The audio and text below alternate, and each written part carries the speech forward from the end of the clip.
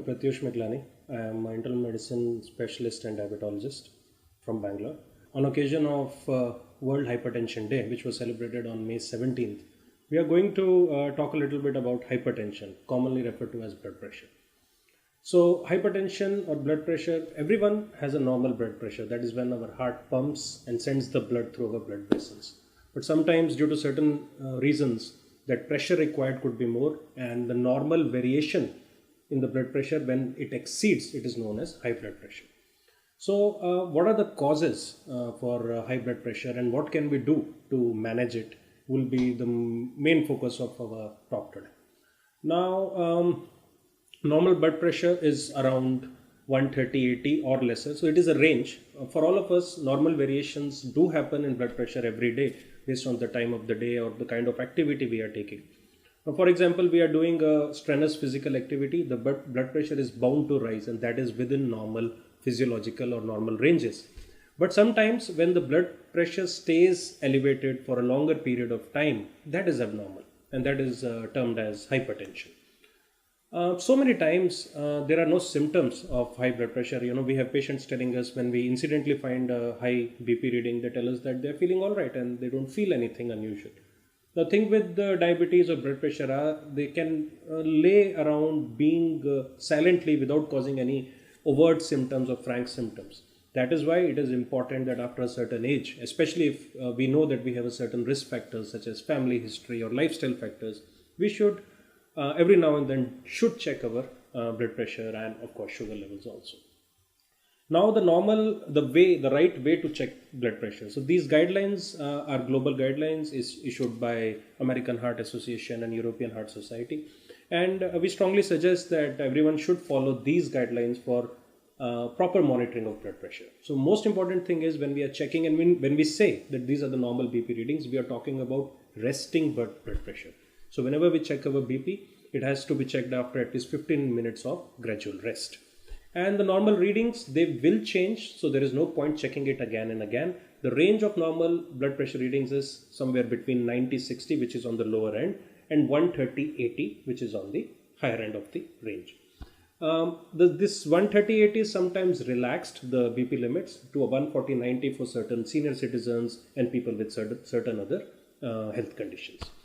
Now, moving to the next part of the discussion, what causes high blood pressure? These things they have many factors which could be contributing to it. Age is a very important factor because as human body ages, the blood vessels they start offering more resistance, and that could lead to high blood pressure.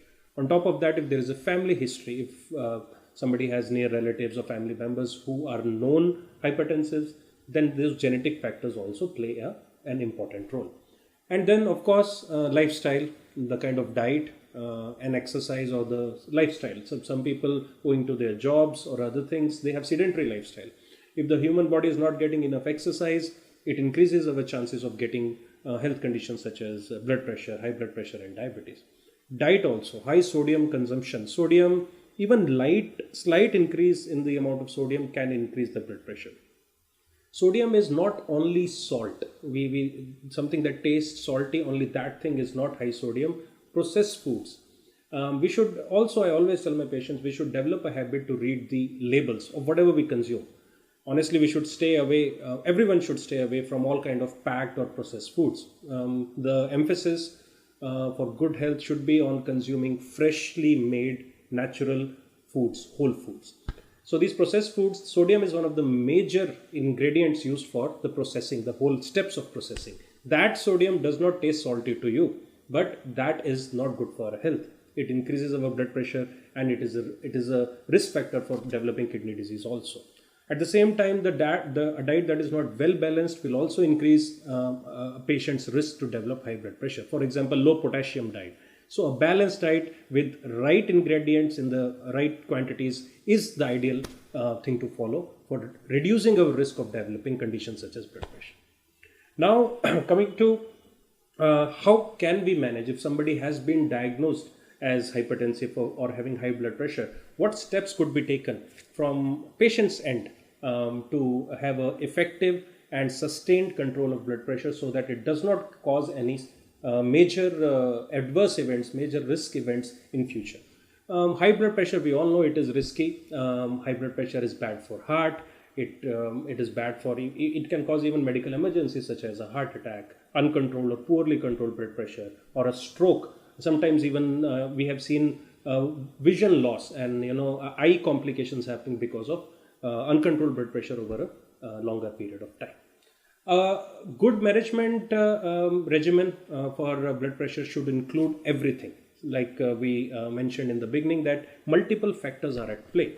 So most important, and it is much more relevant today, is stress. So it's unavoidable at times, but learning to handle stress in a positive way, that will help us in the long run for managing these health conditions. At the same time, diet, there are multiple diets.